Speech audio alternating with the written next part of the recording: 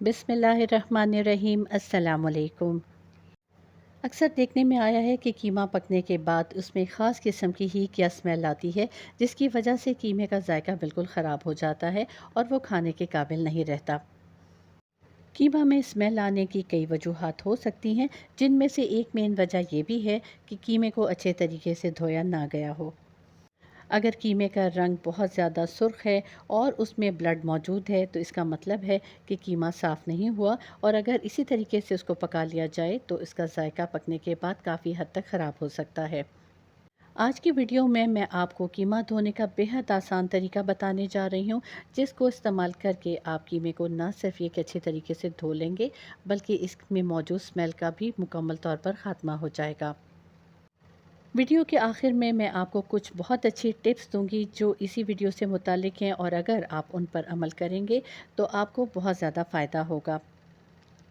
तो चलें वीडियो को आगे बढ़ाते हैं, लेकिन उससे पहले मैं आपसे कहूँगी कि अगर आप मेरे चैनल पर नए हैं और आसान रेमेडी सीखना चाहते हैं तो इसे लाइक और सब्सक्राइब कर लें। बेल आइकॉन को प्रेस करने से आपको नई वीडियोस का नोटिफिकेशन मिलता रहेगा। कमेंट ज़रूर दीजिएगा और मेरी वीडियोस को ज़्यादा से ज़्यादा लोगों में शेयर कीजिएगा, ताकि वो भी इन आसान रेमेडी से फ़ायदा उठा सकें। आप सबको मालूम है कि कीमे को ना सिर्फ ये कि कीमे के तौर पर इस्तेमाल किया जाता है, बल्कि इससे कबाब वगैरह भी बनाए जाते हैं, और अगर इसमें किसी भी किस्म की हीक हो तो वो कबाब भी ख़राब हो सकते हैं। इसलिए मैं आपको जो तरीका बताने जा रही हूँ, आप उस पर अमल कीजिएगा और आप देखेंगे कि कीमे में ना सिर्फ ये कि बिल्कुल भी कोई स्मेल नहीं होगी, बल्कि ये दिखने में भी साफ़ सुथरा नज़र आएगा। ये मेरे पास आधा किलो फ्रीज़ किया हुआ कीमा है। अगर आप फ्रेश कीमा धोना चाह रहे हैं तो उसे भी आप बिल्कुल इसी तरीके से वॉश करेंगे जो मैं तरीका आपको बताने जा रही हूँ। अक्सर जब हम बाज़ार से कीमा लेकर आते हैं तो उसे फ़ौरी तौर पर फ्रीज़ कर देते हैं।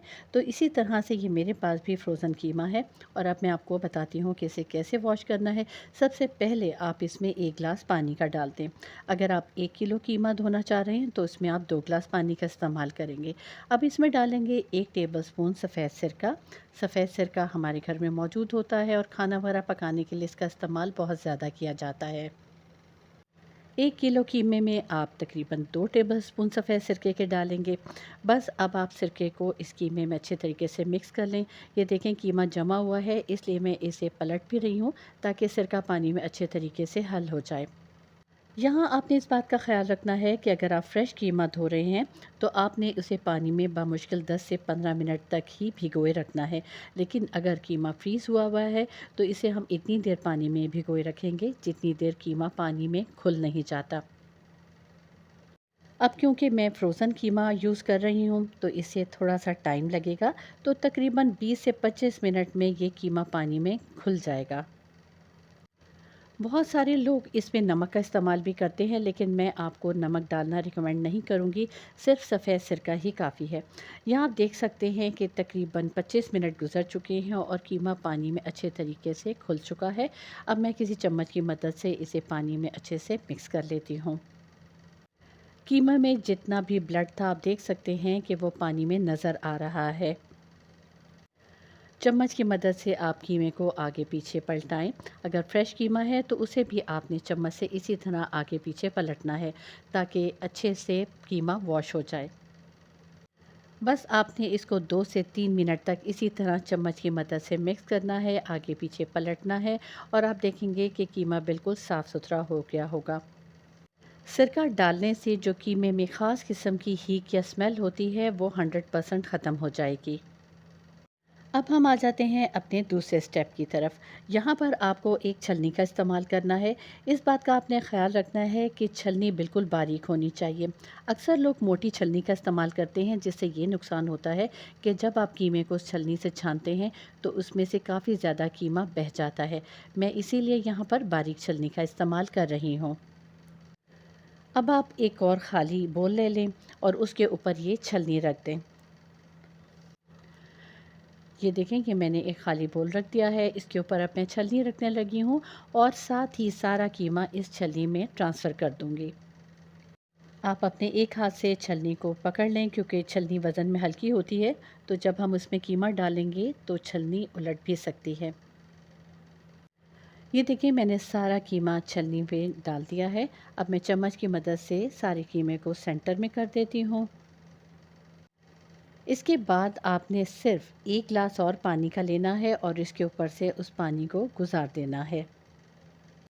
पानी ना तो ज़्यादा ठंडा होना चाहिए और ना ही बहुत गर्म, बस जो रूम टेम्परेचर में रखा हुआ पानी होता है आप उसी का इस्तेमाल करेंगे। अब इस कीमे को तकरीबन 10 मिनट के लिए इसी तरह छोड़ दें ताकि इसमें जितना भी पानी है वो ड्रेन हो जाए। चाहें तो छलनी को किसी चीज़ से कवर कर दें। इस तरह से जो कीमे में एक्स्ट्रा ब्लड है वो भी निकल जाएगा और इसमें जो स्मेल थी वो 100% रिमूव हो जाएगी। कीमा जब बिल्कुल खुश्क हो जाए तो वो पकाने के लिए रेडी होगा। आप कीमे को कीमे के तौर पर तो पका ही सकेंगे, इस तरह से इसके आप कबाब वगैरह भी बआसानी बना लेंगे। कबाब बनाते हुए अगर आपको लगे कि इसमें हल्का सा पानी रह गया है तो कोई मसला नहीं है, आप थोड़ा सा बेसन या ब्रेड के स्लाइसिस में डाल दें, तो इस तरह से जो एक्सेस वाटर है वो उसमें एब्ज़ॉर्ब हो जाएगा। वैसे मैं आपके साथ एक ज़रूरी बात शेयर करूं और वो ये है कि मैं ज़ाती तौर पर कीमे को धोने के बिल्कुल भी हक़ में नहीं हूं, क्योंकि कीमा धोने से उसका जायका काफ़ी हद तक कम हो जाता है। क्योंकि बहुत सारे जो न्यूट्रिएंट्स हैं वो पानी के ज़रिए बह जाते हैं। लेकिन फिर क्या किया जाए? अगर हम कीमे को धोएँगे नहीं तो हम उसे इस्तेमाल कैसे करेंगे? तो मैं अभी आपके साथ बहुत अच्छी कुछ टिप्स शेयर करने जा रही हूँ, जिसको इस्तेमाल करके आप कीमे को बग़ैर धोए भी बआसानी इस्तेमाल कर सकेंगे। यहाँ आप देख सकते हैं कि कीमा बिल्कुल साफ़ हो चुका है, ब्लड सारा पानी में आ चुका है और अब ये कीमा इस्तेमाल के लिए बिल्कुल रेडी है। आप चाहें तो इसे कीमे के तौर पर पकाकर खाएं या फिर चाहें तो इसके कबाब बना लें। इस तरह से ये कीमा आपके इस्तेमाल में बआसानी आ सकेगा। यहाँ आप देख सकते हैं कि मैंने बारीक छलनी का इस्तेमाल किया था। इस तरह से कीमा बिल्कुल भी ज़ाया नहीं हुआ और आधा किलो कीमा जो मैंने भिगोया था वो पूरे का पूरा मेरे पास बोल में ट्रांसफ़र हो चुका है। और छलनी भी आप देख सकते हैं कि बिल्कुल साफ़ सुथरी हो गई है और इसे धोने में भी किसी किस्म की दुश्वारी का सामना करना नहीं पड़ेगा। तो ये देखिए कीमा कितनी आसानी से साफ़ हो चुका है और इसमें बिल्कुल भी आपको पानी नज़र नहीं आ रहा होगा। और कीमे का रंग देखकर आपको काफ़ी हद तक अंदाज़ा हो चुका होगा कि इसमें ब्लड बिल्कुल भी नहीं है और किसी किस्म की स्मेल भी नहीं होगी, क्योंकि मैंने इसमें सिरके का इस्तेमाल किया था। अगर मैं इसमें सिरके का इस्तेमाल ना करती तो कीमे का रंग बिल्कुल ख़राब हो चुका होता और इसका जायका भी अच्छा नहीं होता। सिरका डालने से ना सिर्फ ये कि जायका बेहतरीन आएगा, बल्कि इसमें स्मेल भी बिल्कुल नहीं होगी। जैसा कि मैंने वीडियो के स्टार्ट में आपको कहा था कि कीमे में स्मेल की कई वजूहात हो सकती हैं, जिनमें से एक वजह तो ये भी है कि इसको अच्छे तरीके से धोया ना गया हो। एक दूसरी वजह ये भी हो सकती है कि कीमे में बहुत ज़्यादा फैट्स हों।